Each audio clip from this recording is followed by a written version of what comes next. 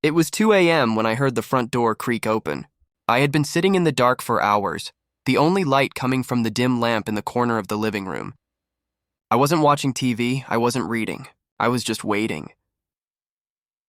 The click of her heels echoed on the hardwood floor, followed by the sound of her tossing her keys carelessly on the counter.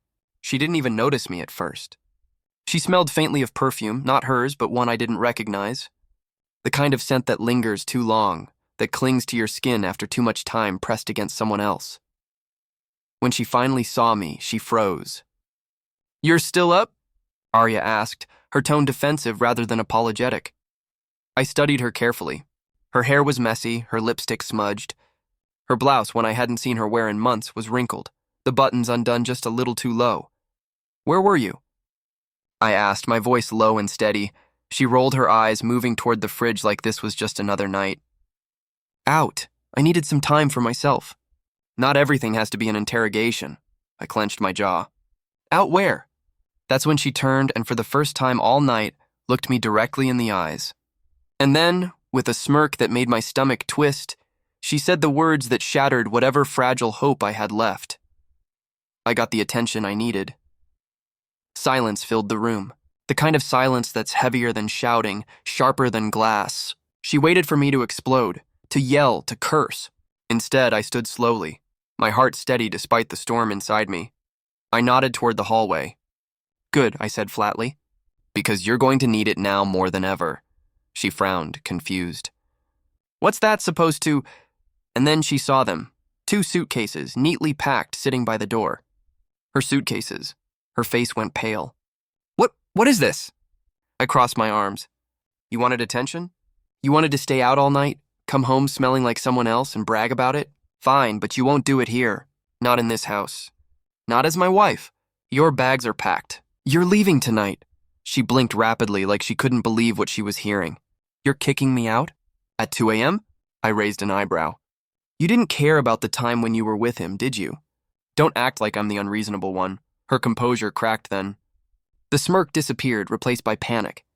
"Wait, please, let's just talk about this." I didn't mean it the way it sounded. I was angry, I needed to feel wanted again. I shook my head. "You don't go looking for that in another man's arms. You don't spit those words at your husband and expect me to sit here waiting for you like a fool."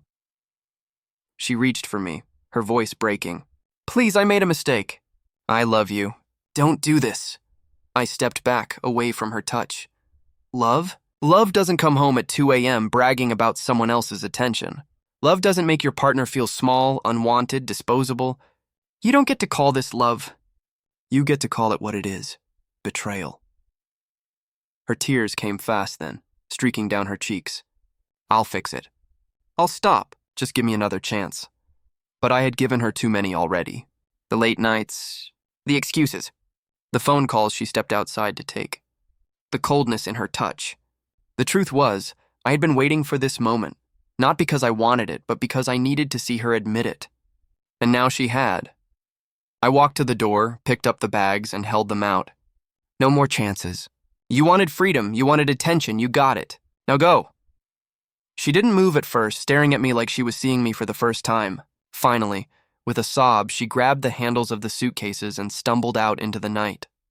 The door closed behind her with a finality that shook me to my core.